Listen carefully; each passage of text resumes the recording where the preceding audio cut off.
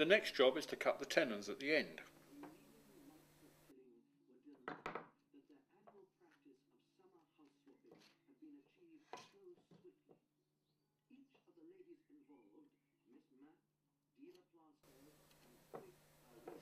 Note that I'm using a bevel rather than a set square. I want to get the shoulder of the tenon at about 2 degrees off square. If you look at English wheels, they have a dish to them, they're not flat, and by cutting the tenon like this we're trying to build in the dish.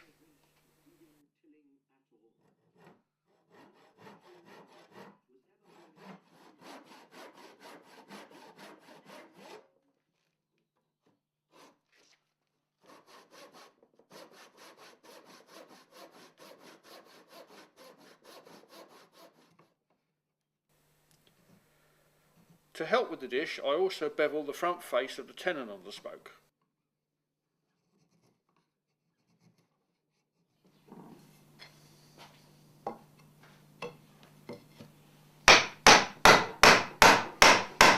So now it's time to assemble the wheels. Ideally the spokes have a tight fit, so tonsils both ways is always good. And that's the last spoke into place.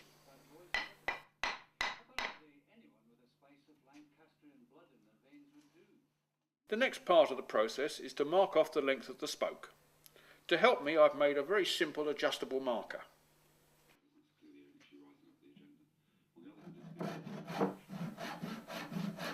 Once marked, cut to length with a tenon saw, but keep hold of the offcuts, and I will show you how to make charcoal with them later. That's one of the perks of being a wheelwright.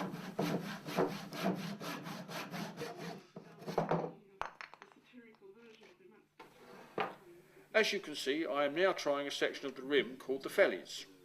This is cut from a solid plank in 2 spoke wide sections.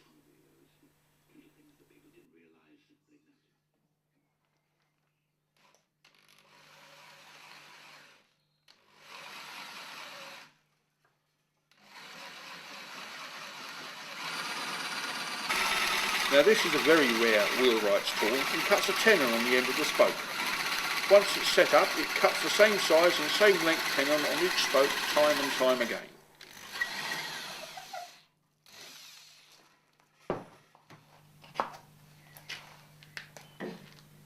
With the tenons cut, it's time to fit the fellies. Slowly working your way round and fitting each joint as you go.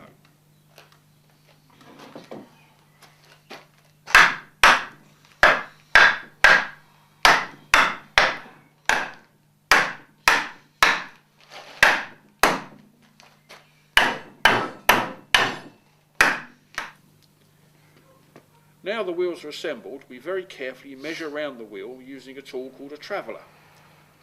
You have to allow for every joint and gap to get an accurate measurement which we can then use to make the steel tyre which holds it all together.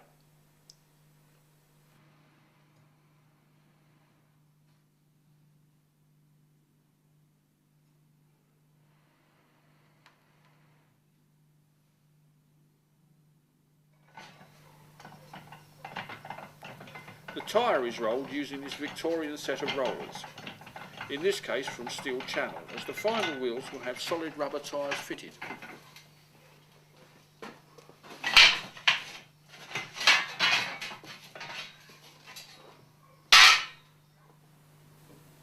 Once it's rolled roughly to size, the measurement for the wheel is transferred to the steel using the traveller.